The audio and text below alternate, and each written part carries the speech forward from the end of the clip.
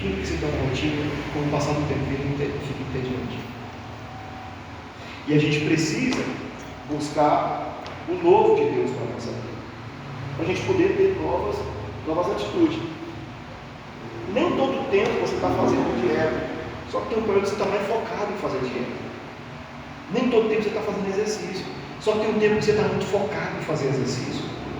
Nem todo tempo você está lendo todo dia, mas tem um período que você sente a necessidade de ler, como se fosse a necessidade de comer uma comida propriamente dita. Então, existem essas mudanças de hábitos, elas também precisam existir no mundo espiritual. Há tempos de oração, há tempo de maior constante jejum, há tempo de maior período de propósito, há tempo de mais devocional. Existe muito. É Deus que vai movendo as águas na nossa vida. E nós vamos desenvolvendo a habilidade para que a nossa caminhada não se torne uma caminhada rotineira com Deus. Porque Deus é sempre uma novidade. Nós é que fazemos as coisas ficarem rotina. Verdade, sim ou não? Tudo que vira rotina vira tédio, e tudo que vira tédio se desgasta com o passar do tempo. Seja um casamento, seja uma amizade, seja um emprego, mesmo emprego que a pessoa chorou pedindo a Deus que Deus abrisse uma porta. Depois você está entediado pedindo a Deus para fechar a porta, que você quer sair dele. Então é assim. E nós não fomos feitos para ficar todo o tempo nesse piloto automático, todo o tempo praticando as mesmas coisas. Nós fomos habituados a buscar novos começos, novas portas que Deus está abrindo, nova maneira de fazer as coisas, buscar novos propósitos. Eu estava vendo um vídeo que o rapaz falava assim, que ele estava tão cansado, que ele chegou na hora de dormir e falou para Deus assim: Deus, a minha oração de hoje é a mesma de ontem. E deitou. Quando se torna rotina. Você fala, eu vou orar para quê?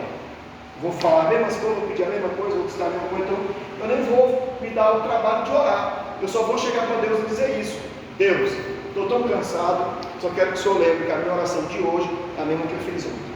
E estamos fechados.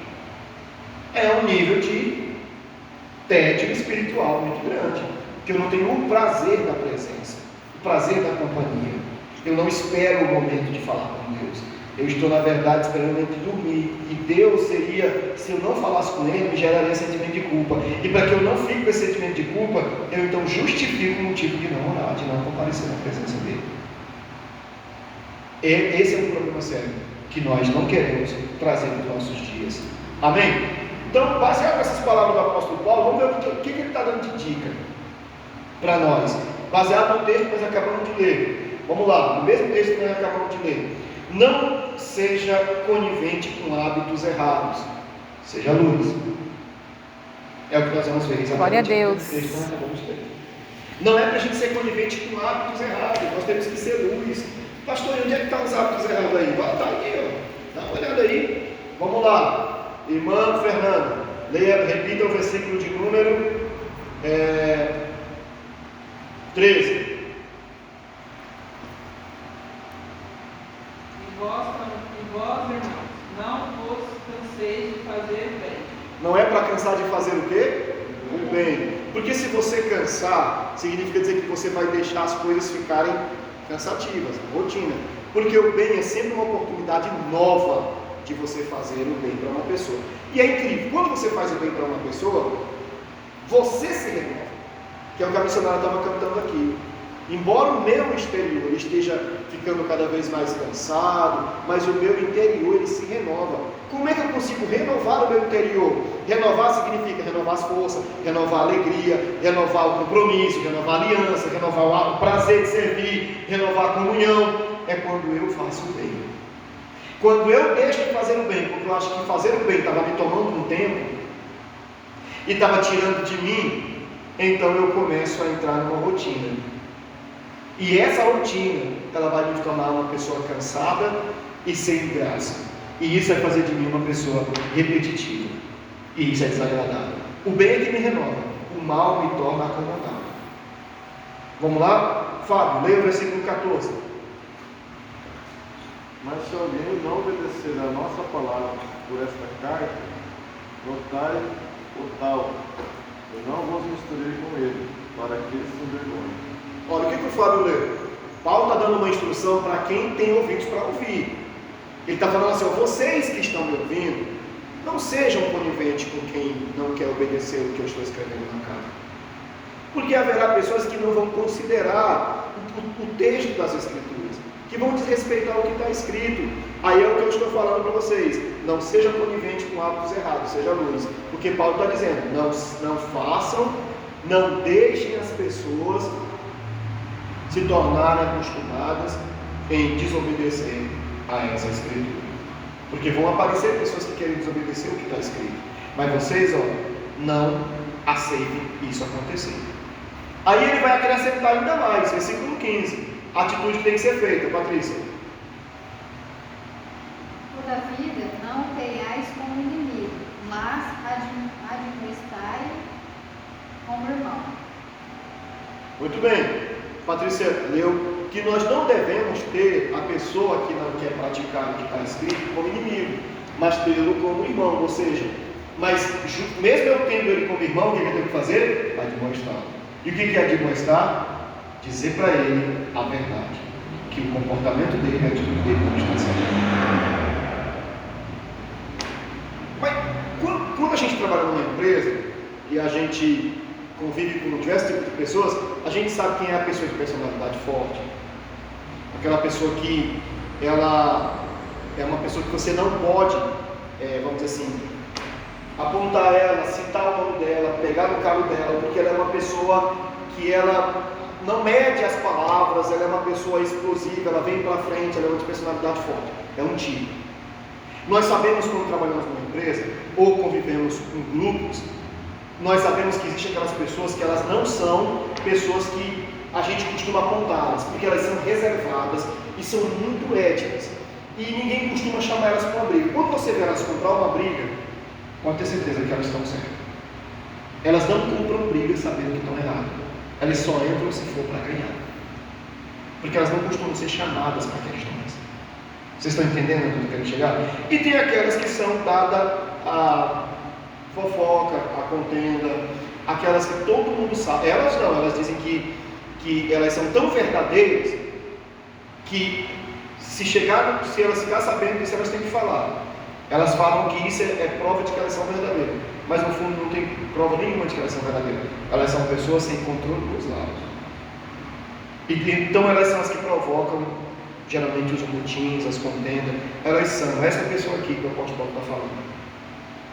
Pessoa desequilibrada, que lê o texto, que é para praticar a Escritura, mas ela não tem paciência de praticar, não deixa Deus gerar santidade na vida dela. O Fábio estava explicando isso outro dia aqui na igreja, ele estava observando a diferença de santidade e santificação. Que a santificação é um processo, você precisa aceitar passar por ele. Se você não aceitar passar pelo processo de santificação, você pode falar de santidade e não ser santo.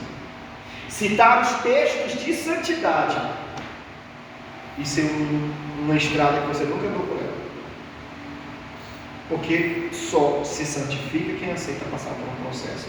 Você tem um negócio ali, ó, entranhado em você.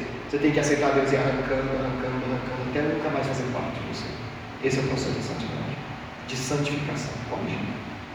Então, Paulo está dizendo o quê? Não é para tratá-lo como inimigo.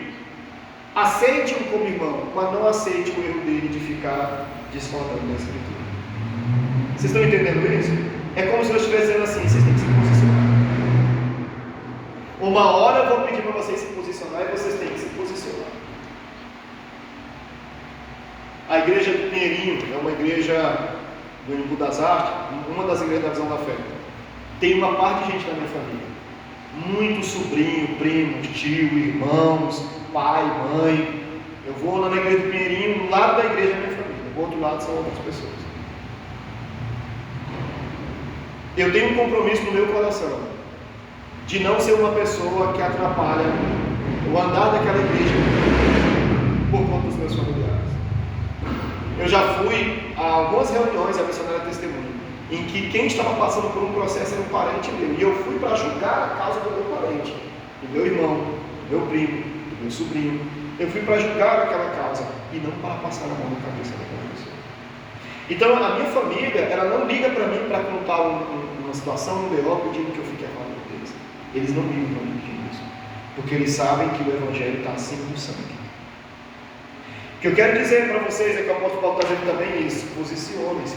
Alguém chega para você e a pessoa fala mal de alguém da mesma fé, fala mal de uma pregação bíblica, do texto bíblico. Você simplesmente silencia, porque você não quer se indispor com a pessoa. Quando você se indispõe falando de uma pessoa, você está comprando uma briga sua. Mas quando você se indispõe por causa de uma verdade absoluta, você está comprando uma briga do reino de Deus. Está dando para entender onde eu estou querendo chegar? Amém. Então, muitas vezes, Jesus não te vê pregando na porta da casa de alguém, falando do reino de Deus, mas Ele quer ver você defendendo o nome dele diante de um câncer que está para nascer, de um problema que está para ser gerado no coração da pessoa. Porque quando você, a Patrícia deu exatamente isso, quando você exorta, quando você não recebe como inimigo, mas recebe como irmão, e não aceita o erro da pessoa, você corrige aquela pessoa. Você fala assim: fulano, mas você está errado. Você sabia que a Bíblia Sagrada diz exatamente assim? Você já parou para pensar nisso? Então a pessoa, ela fica com duas questões para ela ser confrontada: uma na alma, que é o que o diabo soprou no ouvido dela, e a outra porque você trouxe a espada do reino de Deus para cortar o mal que está na vida dela. Amém? Quando você silencia, você é conivente. Porque você fala assim: eu prefiro ser neutro do que perder a amizade dessa pessoa. Não, de maneira nenhuma. Você precisa tomar uma posição em que, quando o reino de Deus, se o próprio Jesus disse assim: olha, eu vim trazer paz, vim trazer espada. Mas como, Senhor? Se o Senhor diz que o Senhor é quem traz a paz, deixe-nos a paz, a minha paz eu vos dou, não a dou como o mundo a dá, não se turbe o vosso coração, nem se atemorize. O Senhor diz que traz a paz. Agora o Senhor, em Mateus 10:36, está dizendo que não traz a paz, vai trazer foi espada. Pô, a nora contra a sua sogra, o filho contra o seu pai, a mãe contra a sua filha. Como que o Senhor diz uma hora que veio trazer paz, em João 14:27, e agora em Mateus 10:36 está dizendo que não veio trazer paz, veio trazer foi espada? Lá no texto de João 14:27, Jesus estava dizendo que veio trazer paz no sentido de libertar aquele que está sentindo o coração atribulado, a alma perdida, estabelecer o reino dele na alma da pessoa. Ele está trazendo a paz. Mas no momento em que o reino dele for dividido, em que a pessoa estiver priorizando mais a sogra, a nora, o filho, a mãe, e deixando o reino de Deus de lado, quando o reino de Deus estiver sendo disputado por pessoas, ele diz assim: nesse momento eu vim trazer espada e não paz. Eu vim pôr a nora contra a sua sogra, eu vim pôr o pai contra o seu filho e a mãe contra a sua filha. Porque buscar em primeiro lugar o reino de Deus e a sua justiça, e as demais coisas lhe serão acrescentadas. Amém? Amém. Então veja bem, olha que coisa linda a gente contextualizar. Paz quando o ser humano precisa de se encontrar. Espada quando o ser humano está querendo negociar o reino de Deus com outras coisas. Não, minha sogra disse que não é para ir para a igreja, não, não vai me receber mais na casa dela. E eu estou traindo a confiança dela. Então eu não posso mais servir a Jesus. Então eu tenho que escolher, ou sirva a Jesus ou agradar a minha sogra. Nesse momento Jesus diz: eu vim trazer espada. O meu filho disse que eu não posso mais ir para a igreja, não quer que eu vá, por causa disso, isso e aquilo outro. Nesse momento Jesus diz que eu tenho que priorizar o reino dele. Mas foi o meu esposo que disse: se eu for para a igreja, ele vai fechar a porta e eu não entro em casa. Nesse momento, priorize o reino de Deus. Porque se você priorizar o reino de Deus, a ignorância dele sai. Um dia a ignorância dele sai. Ele só está fazendo isso porque ele é ignorante com respeito ao amor de Deus. Se ele tivesse o nível de entendimento que você tem, ele não teria essa atitude. Agora, se você disser assim: não, eu vou agradar o meu esposo, eu vou deixar de servir a Jesus, porque senão eu perco a minha família. E que Deus é esse que destrói famílias? Deus não está destruindo família, não. Deus está mostrando para você que, se você perseverar, Ele entrega a mesma salvação que está em você, para o marido, para o filho, para todo mundo da casa. É só você perseverar. É nesse momento que Ele veio trazer espada e não paz. Quem crê nessa palavra, diga amém? Então, tem alguns percalços que a gente tem que passar assim. E aí eu quero que vocês entendam e leiam juntamente comigo. Vamos lá. Vamos abrir a nossa... Dá uma olhada aí no versículo... Vocês estão ainda em Tessalonicenses, não estão? No capítulo 3. Fábio, lê o versículo 6. Versículo Isso. Mandamos vós, porém, irmãos, em nome de nosso Senhor Jesus Cristo, que vos aparteis de todo irmão que andar desordenadamente, e não segundo a tradição de que nós recebemos. Muito bem. Ó, no passado, quando alguém ia falar sobre Deus, sobre os ensinamentos de Deus, citava a lei dos profetas, citava a lei de Moisés. Olha, do jeito que nós aprendemos na lei de Moisés, do jeito que nós aprendemos na lei dos profetas. Paulo está mostrando para nós a ressignificação do reino de Deus. Agora ele está dizendo assim, ó, se alguém desobedecer, não quiser andar conforme o que está sendo ensinado aqui, vocês têm que lembrar que vocês estão aprendendo de nós. Ou seja, em Cristo nós somos o modelo do Evangelho. Amém? Ele não está mais apontando para Moisés, ele não está mais apontando para a lei, ele não está mais apontando. Ele agora está dizendo que existe um vinho novo na terra. O vinho novo na terra foi gerado pelo o brado que foi dado na cruz. Pela morte de Jesus nasceu o novo de Deus, a nova oportunidade, um novo tempo, os novos começos. Tudo é dado e Paulo está puxando a responsabilidade para si. Ele está falando nós como apóstolos, está falando nós trouxemos novos costumes, novos hábitos, novos ensinamentos. Se alguém não quer obedecer esse novo ensinamento, essa pessoa ela está fora daquilo que nós estamos passando, então ela não quer Deus. Você está entendendo? Como que a gente sabe que Paulo está se colocando como novo modelo? 1 Coríntios capítulo 11. Quem abre lá para ler? Primeira carta aos Coríntios capítulo 11, versículo 1 e 2. Primeira carta aos Coríntios capítulo 11, versículo 1 e 2. Quem encontrar pode ler.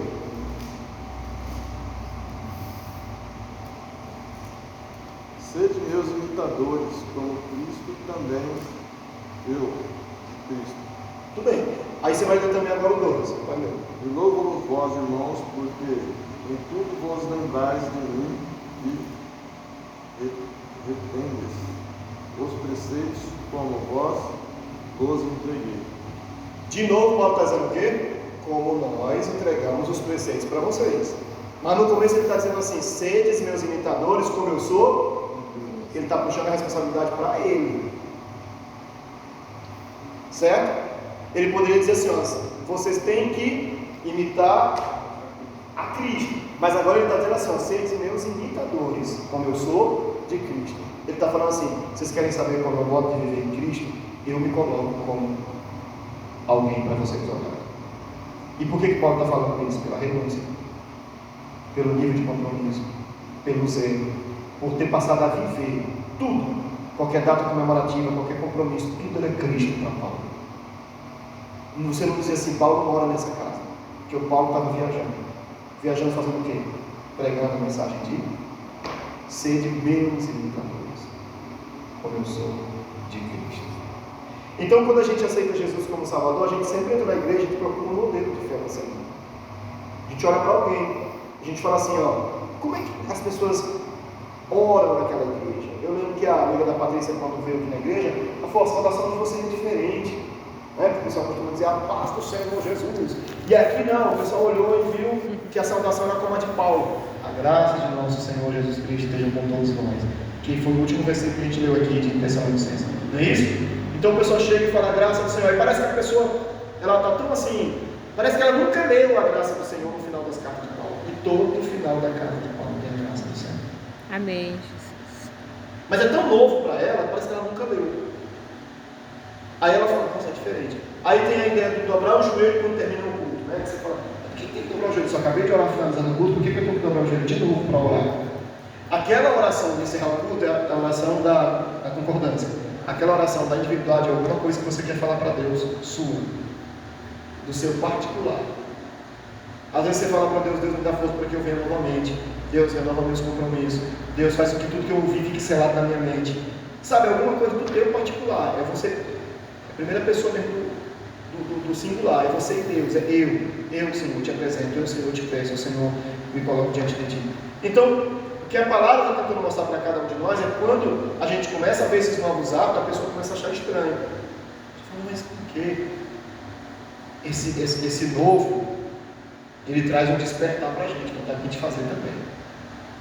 Traz uma aliança, um compromisso. Amém?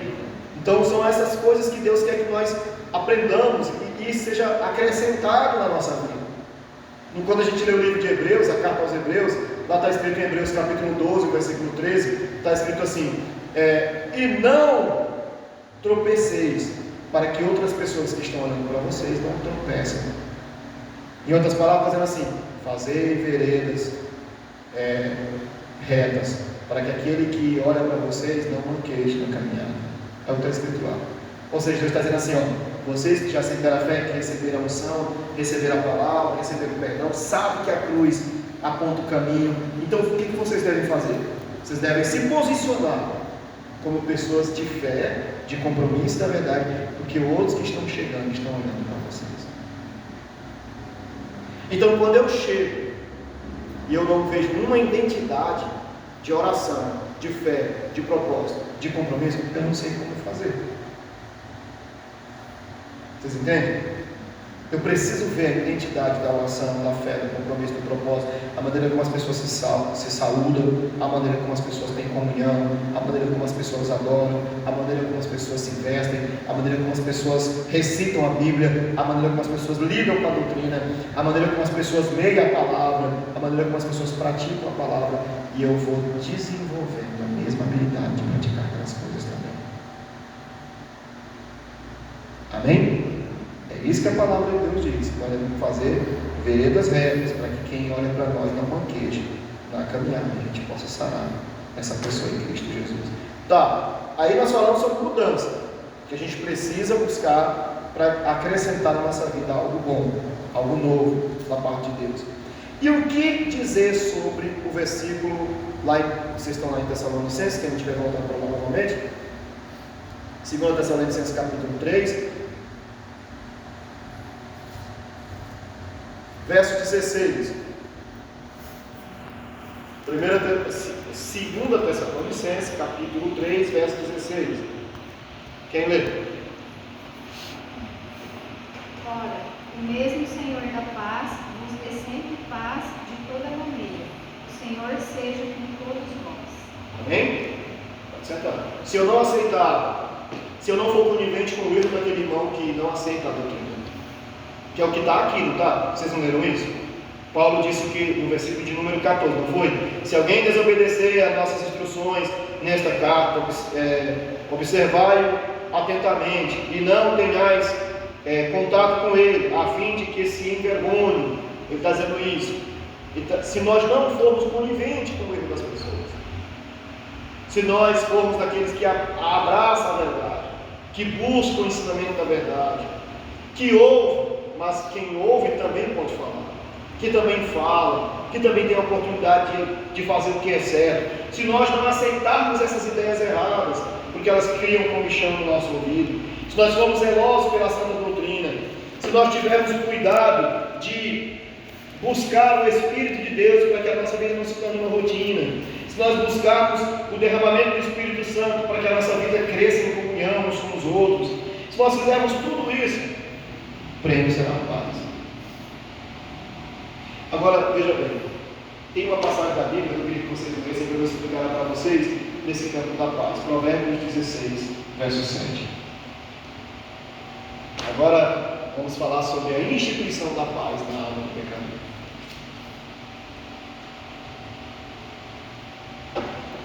Provérbios 16, verso 7.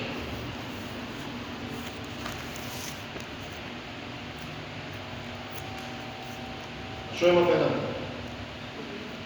Leia. 16. Provérbios 16, versículo 7. Sendo os caminhos do homem agradáveis ao Senhor, até os seus inimigos faz que tenham paz com ele.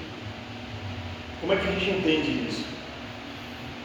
Se a minha vida for agradável a Deus, se a minha comunhão for um aroma suave às narinas do meu Senhor, alguns vão se candidatar para ser meus inimigos. Quando eles se candidatarem para serem os inimigos, eles não terão motivo pela consciência. A consciência deles vai falar com eles agora, por que você está sendo inimigo dele? Não está dando motivo para você? Eles vão continuar sendo meu inimigo por causa do orgulho e não por causa da consciência. E aí existe uma questão de como Deus julga. Porque se eu tiver consciência que a pessoa está errada, então Deus está caminhando comigo. Mas se eu não tenho nenhum motivo para ser teu inimigo, porque tu não me dá motivo para ser teu inimigo, mas eu quero bater de frente contigo só por causa do meu orgulho, quem está errado sou eu. Por isso que Deus faz com que as pessoas tenham paz contigo. Até os teus inimigos terão paz contigo. Porque tu não está dando motivo para que eles tenham algo na consciência contra ti. Glória a Deus. Amém, Jesus. Quando eles colocam a cabeça no travesseiro, eles são acusados pela consciência que eles estão teimando, perseguindo, fazendo coisas contra você. De propósito, por raiva. Por simplesmente não gostarem da tua pessoa. Então é a força do orgulho. O orgulho não é bom. É ruim. Por isso que a Bíblia diz, como foi dito aí, aqueles que andam em comunhão com Deus, que guardam o santo mandamento, até os seus inimigos, Deus fará que tenham paz contigo. Glória a Deus. Porque pela consciência, Aleluia. se tiver que te atacar, você entrar pelo orgulho. Amém? Deus faz isso. E isso tudo por quê? Porque você está em comunhão com Deus. E eles não acham que vão te atacar. Vamos lá. Aí essa paz, ela é um presente. Ela tem que morar dentro da gente.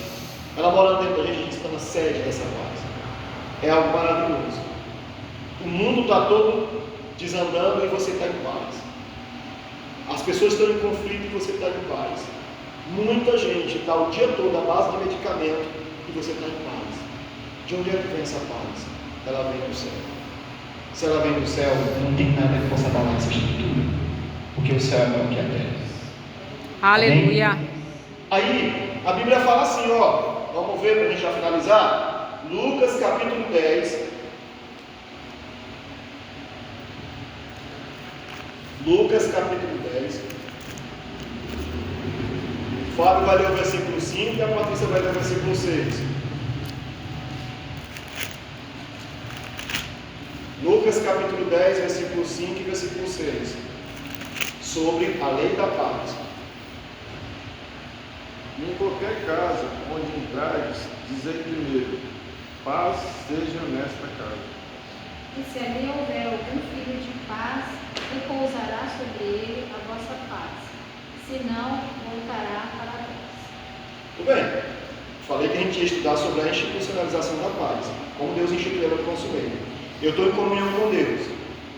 E tem gente que não gosta de mim. Eles não têm motivo para não gostar de mim. Então, pela consciência, eles não têm motivo. Mas eles têm uma conversa orgulhosa. Eles vão perseguir por orgulho, por inveja, por alguma coisa, não por motivo. Por isso Deus fará com que fique uma certa distância entre eu e eles. Mas eu terei paz com eles. E eles terão que ter paz comigo por causa da consciência. Porque não encontram motivo. Foi isso que eu acabei de falar agora há pouco. Agora, eu estou caminhando, essa paz está morando dentro de mim. Eu chego numa casa, Patrícia e Fábio Leira. Eu chego numa casa. Na casa que eu chegar, eu vou declarar: paz seja convosco. Ou seja, Deus me dá autoridade de fazer essa outorga, né? Estou dentro de uma legalidade. Eu posso declarar paz sobre aquela casa. Quando eu orar, quando eu cantar, quando eu falar de Deus com aquelas pessoas, eles vão sentir algo diferente. Se eles receberem. Se eles receberem o que eu disse, se eles receberem o que eu falei, se eles receberem aquela oração, se eles receberem aquela palavra, se eles receberem aquela mensagem, aquele conselho, algo de bom vai acontecer naquela casa. Vai mudar o clima daquela casa, vai ter algo bom. Agora, se eles resistirem do que eu passei, o que vai acontecer? A paz volta de novo para quem? Glória a Deus. Amém, Jesus. Visitou, a pessoa não aceitou, ela volta de novo para o espírito da paz. Sejamos instrumento da paz, agente da paz. Amém, Senhor. Onde pisar por os nossos pés. É o que diz a palavra do Senhor nosso Deus. Você não tem prejuízo. Porque às vezes você vai falar com uma pessoa e ela te trata mal. Você acha que aquilo foi ruim para você. Você levou a paz. Você não teve prejuízo, a paz continua com você. Porque às vezes a gente já foi evangelizar e algum irmão que estava caminhando com a gente, falou: meu Deus, eu tratei tão bem o fulano, bati na porta, estou tão mal, O irmão neófito na fé, ele fica achando que é prejuízo testemunhar de Jesus. Não vou não, ok. E na verdade ele levou a paz, e se a pessoa não receber a paz, volta para ele de novo. Em nada ele perde, ele só ganha. Amém? E se a paz que ele transmitiu ficar com aquela família, ele ganhou a família também com Cristo. De maneira, é por isso que a Cassiane deve cantar: com Cristo é vencer ou vencer. É só isso. Com Cristo você não perde, você ganha. Glória a Deus. Amém? Então